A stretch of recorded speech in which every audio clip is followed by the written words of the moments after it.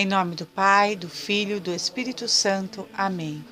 Doutrina católica, tradição e magistério. Meditação.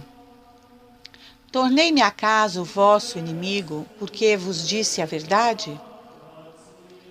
Disse certa vez um dos maiores santos e doutores da Igreja, o grande Santo Atanásio: se o mundo for contra a verdade, então Atanásio será contra o mundo. Ora, o que é a verdade? Nosso Senhor Jesus Cristo. Pois Ele mesmo disse: eu sou o caminho, a verdade e a vida. Santo Ângelo, um dos mais importantes santos na Ordem do Carmo, enquanto estava no deserto, por um período de 5 anos, em que viveu totalmente solitário, recebeu a seguinte revelação de Nosso Senhor: sabe, Ângelo, servo meu, a cidade de Jerusalém, a Galiléia e toda a terra da promissão, Capadócia e Egito, com muitas regiões da Ásia e da África, passados poucos anos, irão de todo ao poder dos ismaelitas. As igrejas, os templos que tu vê agora, onde se celebram os louvores divinos, serão destruídos, e as cerimônias, costumes e observâncias dos cristãos, em tudo, quase serão reduzidos a nada. E o poder de Maomé e de seus sucessores crescerá sempre mais e atemorizará quase todas as gentes, e será com isso amedrontada e molestada toda a Europa, e virá fogo, sangue, ruína e quase total destruição, e haverá grande aflição, e crescerá o furor e ira sobre os filhos da ingratidão. Essas coisas virão pela abominação daqueles que edificam Babilônia, dissipam o santuário e sustentam o povo da maldade, ódio e rancor, e o arrastam à crueldade, desonestidade, malícia e pecado. Então Santo Ângelo disse: quando meu Senhor isto há de suceder?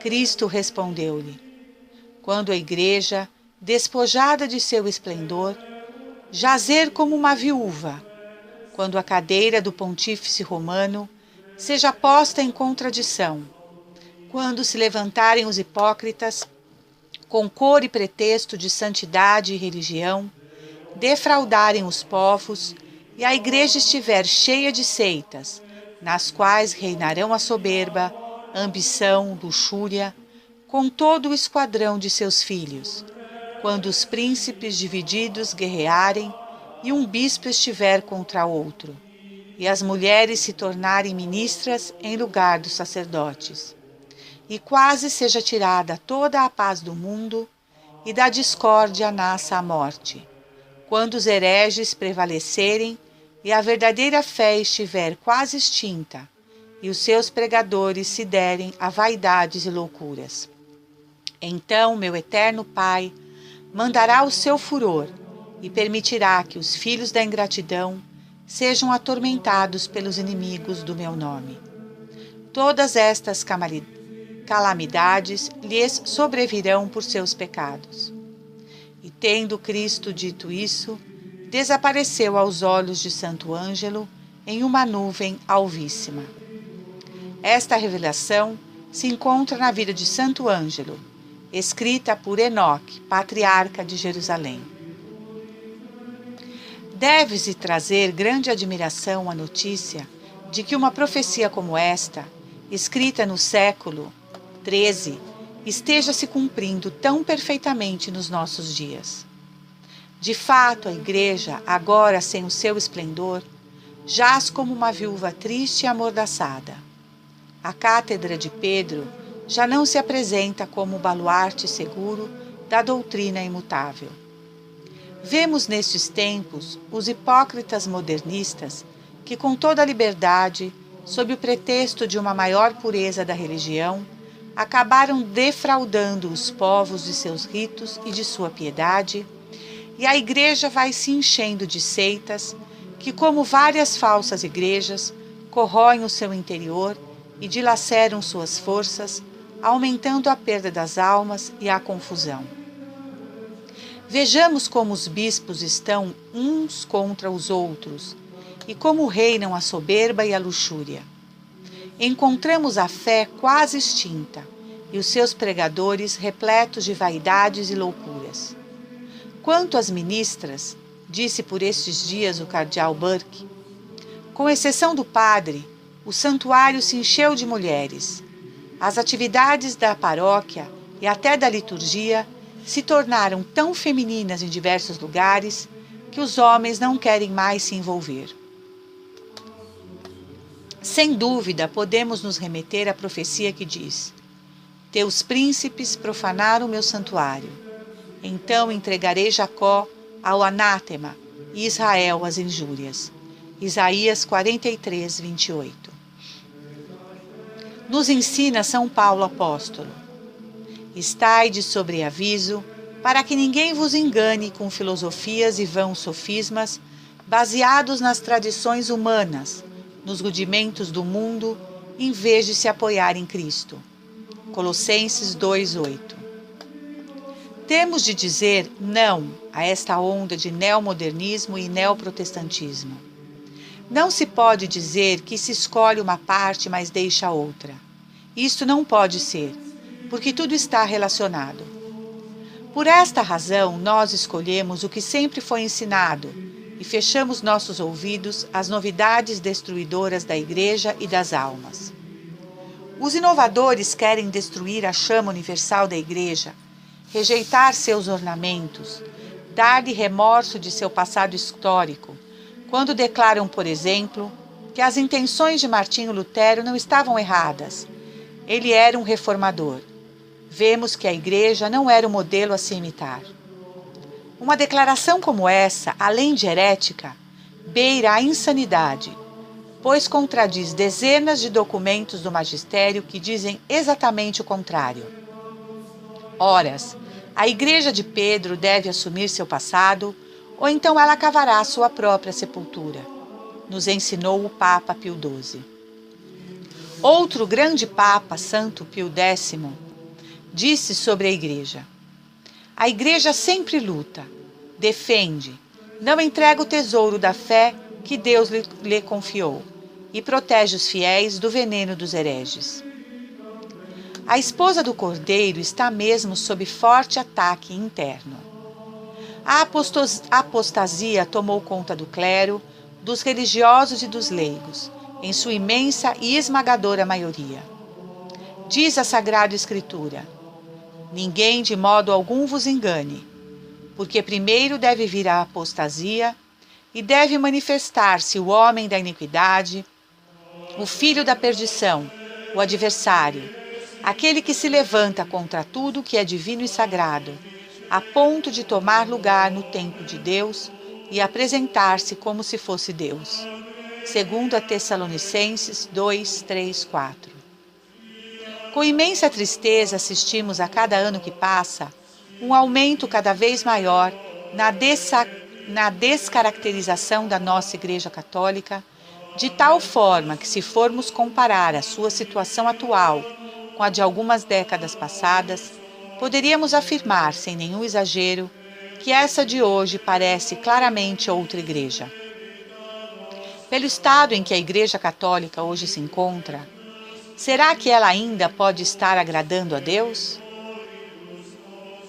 São três os pilares de nossa fé católica: Sagrada Tradição, Sagrada Escritura e Sagrado Magistério. Tradição.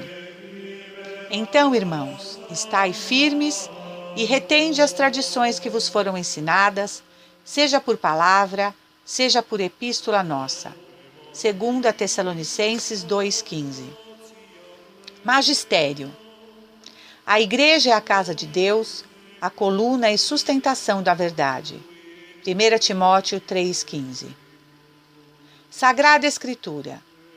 Toda a Escritura é inspirada por Deus e útil para ensinar, para repreender, para corrigir e para formar na justiça.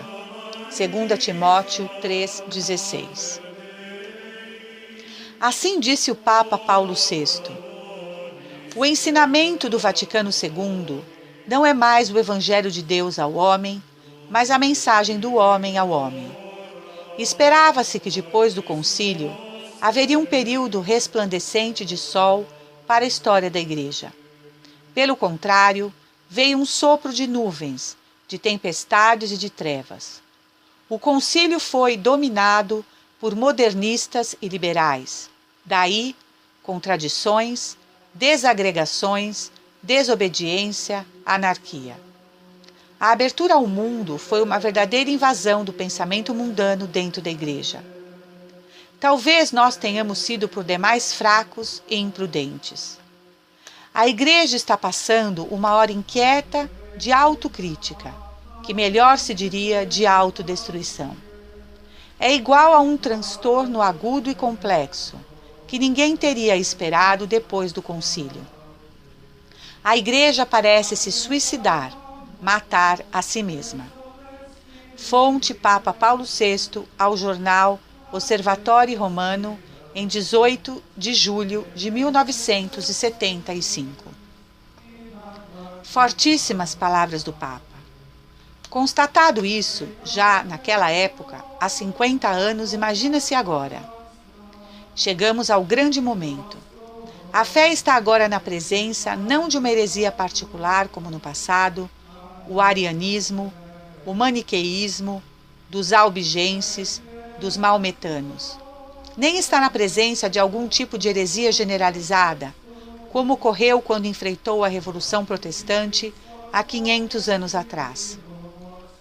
O inimigo que a fé tem de enfrentar agora, e o que pode ser chamado de o ataque moderno, é um assalto indiscriminado aos fundamentos da fé, à própria existência da fé. E o inimigo que agora avança contra nós está cada vez mais consciente do fato de que não pode haver qualquer neutralidade. As forças que agora se opõem à fé têm o propósito de destruí-la. Por isso se impõe hoje a escolha seguinte: ou resistir à nova corrente modernista e então ser taxado de rebelde à autoridade, ou adaptando-se a esta orientação, simplesmente negar ipso facto a infalibilidade da Igreja, que até o Vaticano II, em lugar de guardar, transmitir e explicar fielmente o depósito da fé, primeiro concílio do Vaticano, teria pensamento absurdo, durante um tão grande número de séculos, ignorado, errado e jurado sem saber o que ela devia crer, como dizia São Vicente de Lérins em seu livro Comonitorium. Na realidade, a única e imutável verdade não pode desenvolver e, portanto, progredir, como jamais progrediu durante 2000 anos, por meio de contradições. As contradições doutrinárias na Igreja sempre foram denominadas erros ou heresias e condenadas com anátemas. Elas não podem ser propagadas como sendo progresso e desenvolvimentos doutrinais, a não ser no triunfo atual da heresia modernista. Portanto, as almas retas, as quais a perversão modernista ainda não atingiu, impõe-se o dever de resistir às novidades, porque ela está, em todos os domínios, em contradição com o passado da Igreja. A resistência que exigem as circunstâncias atuais é uma resistência externa principalmente.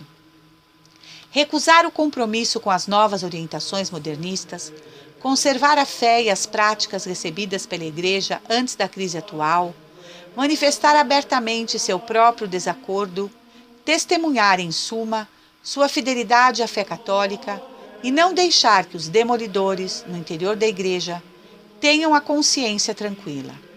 Tudo isso é o que se chama resistência externa. Não há muito a dizer e ficar sempre repetindo, pois os sinais do fim dos tempos estão por toda parte e já começam dentro da própria Igreja.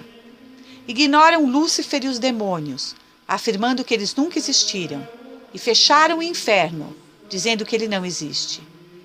Jesus fala que a crise de fé e de moral serão tão grandes, mas tão grandes, que se não se abreviassem, pessoa alguma se salvaria, como que indicando a extensão da onda de crimes e pecados que destruirão a sociedade do final dos tempos, ou seja, a apostasia mundial. Portanto, o pecado ou o esquecimento de Deus, Oséias 4, será geral, atingirá todos os povos e quase todas as pessoas ofenderão a Deus. Para que pessoa alguma não se salve, é preciso que elas estejam em estado de pecado mortal. Portanto, o fim dos tempos será o tempo da apostasia, dos pecados carnais, morais, da impiedade, da corrupção, da sensualidade e principalmente da rejeição de Deus e sua igreja, sua doutrina, seus mandamentos. Isto quer dizer que no final dos tempos, a fé e a virtude serão coisas raras, um privilégio e responsabilidade de poucos. Se não se abreviassem aqueles dias, não se salvaria pessoa alguma. Porém, serão abreviados aqueles dias em atenção aos escolhidos. Mateus 24, 22. Para que a hierarquia represente a igreja e seja dela a imagem, é preciso que esteja unido a ela tanto do espaço como no tempo, já que a igreja é uma tradição viva na sua essência. Na medida em que essa hierarquia se afastar dessa tradição, estará se tornando cismática, terá rompido com a igreja. Como poderíamos nós, por obediência servil e cega, fazer o jogo desses cismáticos que nos pedem colaboração para seus empreendimentos de destruição da igreja? Por isso, dizia Dom Marcel Lefebvre, eis porque estamos prontos e submissos para aceitar tudo que for conforme nossa fé católica, tal como foi ensinada durante 2000 anos, mas recusamos tudo o que lhe é contrário. Não será dever de um católico julgar entre a fé que lhe ensinam hoje e a que foi ensinada e crida durante 20 séculos e que está escrita nos catecismos oficiais, como o do Concílio de Trento, o de São Pio X e em todos os catecismos antes do Concílio Vaticano II?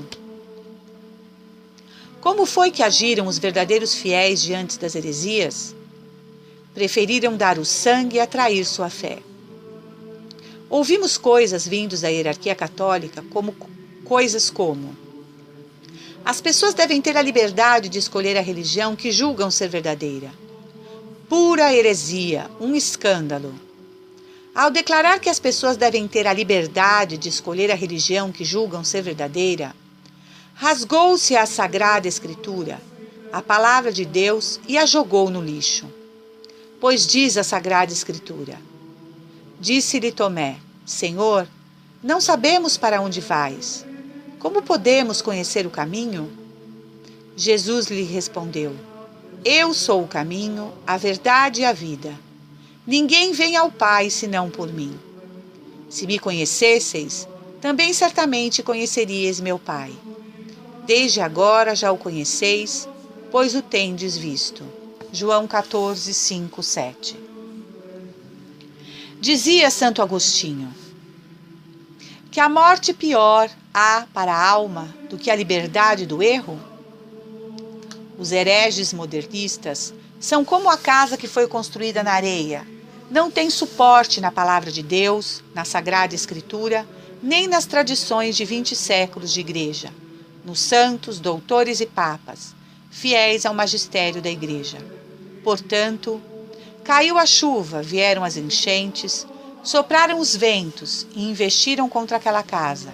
Ela caiu e grande foi sua ruína. Mateus 7, 27. Também na Sagrada Escritura lemos: desse modo serão julgados e condenados todos os que não derem crédito à verdade, mas consentirem no mal. 2 Tessalonicenses 2,12. O Deus que os modernistas infiltrados na igreja proclamam é um Deus estranho, que agrada aos homens e que os convida a seguir todos e quaisquer caminhos para encontrar Deus. Pois este é o Deus ecumênico que o anticristo deseja para a humanidade. Devemos ter fé para sermos salvos e devemos ter a fé divina, não uma fé humana. A fé humana não salvará o homem, mas somente a fé divina. Ninguém na igreja, nem mesmo o Papa, pode estar acima dos dogmas da Igreja. Os dogmas da Igreja são divinos. Não se pode contrariar os dogmas da Igreja. A infalibilidade do Papa não significa de forma alguma que ele goza, em matéria de governança e de ensino, de um poder ilimitado e arbitrário. O dogma da infalibilidade, enquanto define um supremo privilégio, fixa limites precisos, admitindo a possibilidade da infidelidade do erro. Se assim não fosse, as orações pelo Sumo Pontífice não seriam necessárias. Ut non tradat in animam inimicorum eius, e não o entregue à vontade de seus inimigos. É necessário obedecer à hierarquia em todas as coisas, enquanto não vá contra os costumes universais da Igreja. Mas se ela for contra os costumes da Igreja, ela não precisa ser seguida. Aos católicos ecumenistas e modernistas, todos hão de pagar um preço alto por seguir o erro e por conduzir outros a igualmente fazê-lo. Irão para a prisão de fogo, o castigo eterno no inferno, junto com todos os rebeldes, que, se desviando da verdade de Cristo, semearam a mentira e o erro. Seja leigo, padre, bispo, cardeal ou papa, a todos os rebeldes ao Altíssimo está destinado o lago de fogo, cuja queda e condenação será eterna, pois diz a Sagrada Escritura: ele, o ímpio, usará de todas as seduções do mal com aqueles que se perdem, por não terem cultivado o amor à verdade que os teria podido salvar. Por isso Deus lhes enviará um poder que os enganará e os induzirá a acreditar no erro. Desse modo serão julgados e condenados todos os que não deram crédito à verdade, mas consentiram no mal. 2 Tessalonicenses 2, 10, 12. A verdade e o erro não estão em pé de igualdade. Isso seria colocar Deus e o diabo em pé de igualdade, visto que o diabo é o pai da mentira, o pai do erro. Não poderíamos seguir ninguém que nos arrastasse ao erro. Isto é evidente. Então declarou São Vicente de Lérins, sobre a tradição no catolicismo. Na Igreja Católica deve-se ter sumo empenho em que mantenhamos aquilo que foi crido em toda parte, sempre e por todos, pois isto é que é verdadeiro e propriamente católico. Portanto, pregar algo aos católicos fora daquilo que eles receberam nunca foi lícito, em parte alguma é lícito, e nunca será lícito. E condenar abertamente aqueles que anunciam algo fora do que foi uma vez aceito, foi sempre necessário, em toda parte é necessário e sempre será necessário. Fonte São Vicente de Lérins, livro Communitorium. O nome de São Tomás de Aquino é um marco para todos aqueles que buscam a verdade. Entretanto, nos pormenores de sua vida e em sua extraordinária personalidade, descobrimos mais do que um teólogo, um grande santo e doutor da Igreja Católica. Disse São Tomás de Aquino: surgindo perigo iminente para a fé, os prelados devem ser questionados, mesmo publicamente, pelos seus súditos. Assim, São Paulo, que estava sujeito a São Pedro, questionou publicamente pelo iminente perigo de escândalo em matéria de fé. E tal como Santo Agostinho o interpreta na sua glossa, Gálatas 2,14, São Pedro deu o exemplo a todos os que governam, para que, ao desviarem-se do caminho reto, não rejeitem a correção como inútil, ainda que venha de súditos. Suma Teológica. O próprio Deus, diz São Paulo, lhes enviará um poder que os enganará e os induzirá a acreditar no erro. 2 Tessalonicenses 2, 10, 11. Que castigo mais terrível pode haver que uma hierarquia desorientada? Isso é precisamente o que Nossa Senhora anunciou na terceira parte do Segredo de Fátima. A Igreja e sua hierarquia sofrerão uma desorientação diabólica, que corresponde ao que Apocalipse nos fala sobre o combate da mulher contra o dragão. Mas a Santíssima Virgem nos assegura que no final desta luta seu imaculado coração triunfará. Ela vencerá a grande apostasia, fruto do liberalismo. Uma razão para não ficarmos de braços cruzados. Devemos lutar mais do que nunca pelo reinado social de nosso Senhor Jesus Cristo. É necessário resistir. É necessário construir enquanto outros destroem. É necessário reconstruir as cidadelas em ruínas, reconstruir os bastiões da fé. Primeiro, o santo sacrifício da missa de sempre, formador de santos. Depois, nossas capelas, que são verdadeiramente nossas paróquias. Os mosteiros, as famílias numerosas, as escolas católicas, as empresas fiéis à doutrina social da Igreja, os políticos determinados a fazer política por Jesus Cristo. Devemos restaurar um conjunto de costumes, a vida social e os reflexos cristãos com a amplitude de vida que Deus disponha. A única coisa que sei, e a fé nos ensina, é que nosso Senhor deve reinar neste mundo, agora e não apenas ao fim dele, tal como querem os liberais. É com um amor ardente pelas almas que escrevo estas linhas. Amor pela glória de Deus, amor por Jesus Cristo, amor por Maria, por sua Igreja, pelos sucessores de Pedro, vigários de Jesus Cristo. Um católico inteligente deveria seguir a Cristo e não ao mundo, e as seitas fundadas por homens, com suas modas e novidades passageiras, e que levam somente à ruína e à condenação eterna. Os católicos deveriam defender de todo o seu coração a verdade, assim como deveriam amar ao Deus Altíssimo da mesma forma. Como já foi dito, não se opor ao erro é aprová-lo. A missão dos hereges modernistas é confundir as pessoas, difundir o erro e destruir o catolicismo sob a guisa de ser misericordioso e humilde. Que a hierarquia se cerque de vigorosos defensores da fé, que os designe em dioceses importantes, que se digne por documentos importantes proclamar a verdade, perseguir e condenar o erro, sem temor das contradições, sem temor dos cismas, sem respeito humano, encorajar os bispos a endireitar a fé, que excomunguem aos pecadores obstinados que não queiram se emendar após serem advertidos e corrigidos.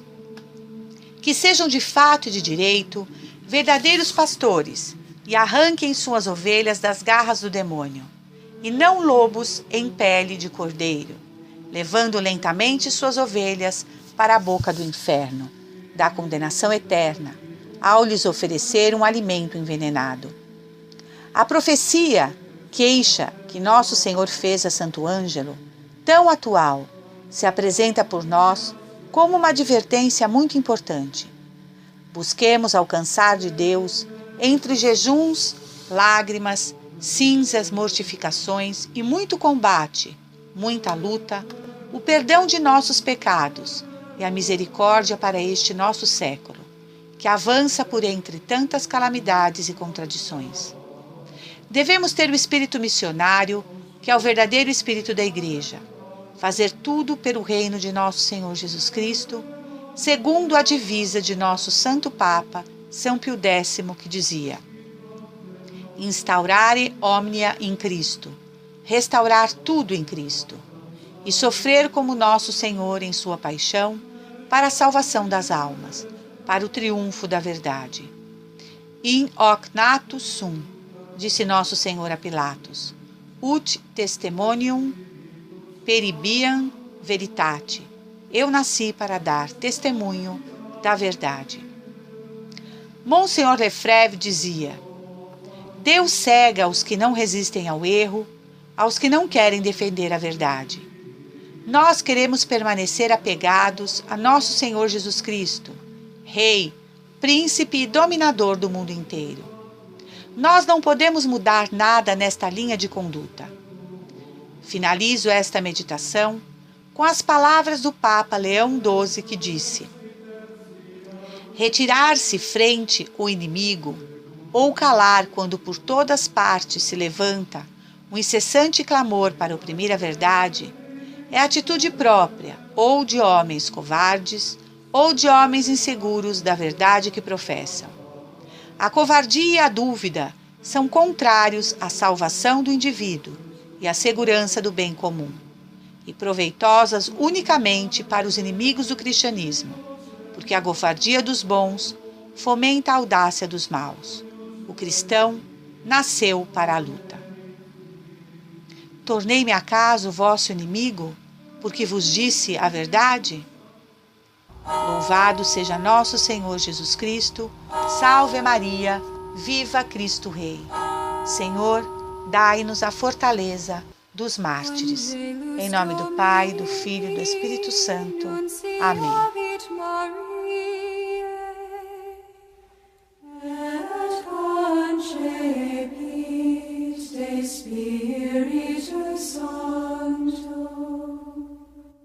Ave Maria, gratia plena Dominus tecum, benedicta tu in mulieribus, et benedictus fructus ventris tui, Iesus.